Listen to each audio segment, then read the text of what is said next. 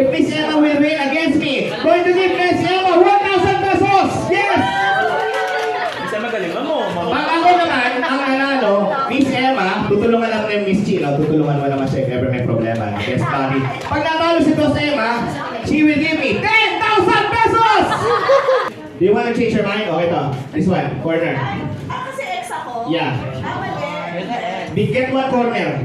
Sige na nga siya. Oh. Sige, wala akong no choice kundi this one. Round of applause for playing the game. Walang nanalo sa amin. Since this is the pattern today, do you want to see the image that we formed at the back? Yes.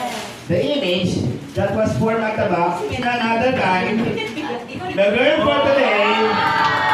The girl for today is none other than the author. The girl of the day, my middle kid. Belinda Brilliant with her book. Picture me. Thank you for so long. I was busy becoming. Yeah. This is the spotted made and this is the image for the back. Pero ano, ang winner hindi si Miss Emma, ang winner hindi ako. Winner.